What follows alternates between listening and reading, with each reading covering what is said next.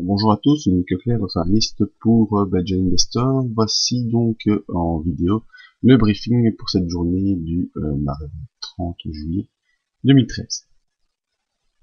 Alors, commençons par le CAC 40. Le CAC 40, ce lundi, une séance baissière, après avoir une nouvelle fois rallié, ou presque rallié en tout cas, les 4000 points. Vous voyez ici, on a fait un point haut à 3997, et ensuite on est gentiment redescendu jusque cette ligne oblique de support qui semble avoir été enfoncée, et on attendra une confirmation ce jour. Alors ce jour, si on poursuit la tendance baissière, eh bien on visera simplement ce support ici à 3952 points qui pourra probablement retenir le coup, ou en tout cas limiter un peu la descente en cours de journée, des possibles rebonds techniques sur cette zone. Si on est devant une grande phase baissière et qu'on enfonce cette zone, et ça nous verrons ça demain matin, si on enfonce cette zone, ou plutôt on verra ça ce soir, si on enfonce cette zone donc en clôture, soit dans cette journée, eh bien il faudra envisager un retour sur la M20 et qui nous donnera un pullback, phénomène bien connu d'entre vous. Le S&P 500, lui, consolide toujours de manière latérale sur la zone des 1685, qui joue pour l'instant un peu son rôle de support-résistance. Hein, vous voyez, ici, bien, on est venu clôturer à 1685. Ici, on a utilisé cette zone pour effectuer des rebonds. Et la journée de lundi marque un nouveau retour sur cette zone des 1685. La journée de lundi, eh bien, à mon sens, on devrait continuer cette dynamique de consolidation. Voyant la bande de Bollinger supérieure qui est en train de se refermer, il semblerait que on pourrait enfoncer cette zone des 1685 avec un retour sur les 1669 courant de la semaine, qui correspondrait à cette M20. C'était un des scénarios envisagés lors de la grande vidéo d'analyse de ce week-end. Au niveau de l'euro-dollar, eh bien, on voit que l'euro-dollar, après avoir rejoint quasiment la zone que je vous avais indiquée, les 1,32, 1,33, est en train lui aussi un peu de consolider sans vraiment grande puissance. Après avoir atteint un objectif, eh bien, on est en train de légèrement consolider. On a une zone de support ici qui est aux alentours des 1,32,23, 1,32,25, qui pourra jouer son rôle au courant de la semaine. Donc surveiller l'enfoncement de cette zone ici, que je vais essayer peut-être de matérialiser.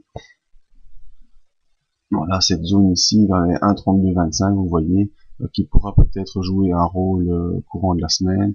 Et en résistance, on a toujours les 1,33. Au niveau des bandes de Bollinger, donc la bande de Bollinger inférieure se referme rapidement au niveau des indicateurs. Les indicateurs restent positifs. Donc la tendance haussière sur l'euro-dollar n'est toujours pas terminée avec, je garde mon objectif, les 1,34 comme objectif aussi.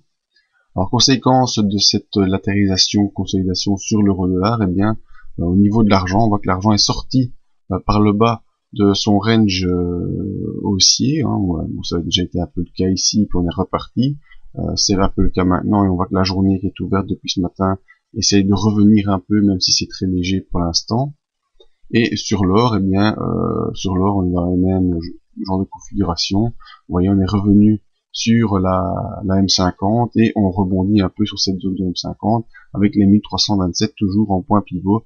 Très important, tant qu'on n'a pas clairement quitté cette zone, on n'aura pas de scénario très clair. Vous savez, les 1327, c'est la zone de pullback hebdomadaire, dont je dois vous faire un article. Je sais que j'avais dit, je vais le faire aujourd'hui ou demain, pour vous donner un peu plus d'éclaircissement sur d'autres horizons de temps que l'horizon journalier. Donc voilà.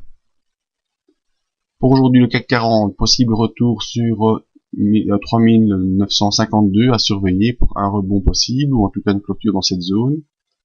Le S&P 500, lui, on doit surveiller la zone de 1685 pour voir si on n'aura pas un enfoncement de cette zone. Si on a un enfoncement clair de cette zone, et bien courant de semaine, il faudra envisager le retour sur la M20 en résistant, toujours le 1695 ici. L'euro-dollar qui latéralise avec un support vers les 1,3225 et une résistance à 1,33.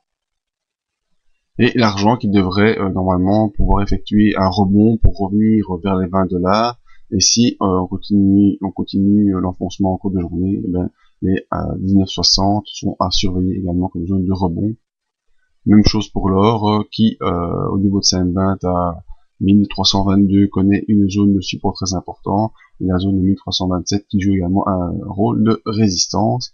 Si on a une belle envolée, c'est-à-dire une belle poussée haussière, la zone de 1340 est aussi une zone qui a été travaillée à plusieurs reprises et qu'il faudra surveiller. Donc voilà, c'était le petit briefing pour ce 30 juillet. Venez nous rejoindre sur le site pour profiter encore pendant près de 15 jours de la promo sur la zone d'aide à l'investissement et mon nouvel article, en tout cas pas le nouveau mais la suite et la fin de l'article sur le stop loss sur le magazine Traders qui est gratuit en consultation sur internet. Voilà, à demain.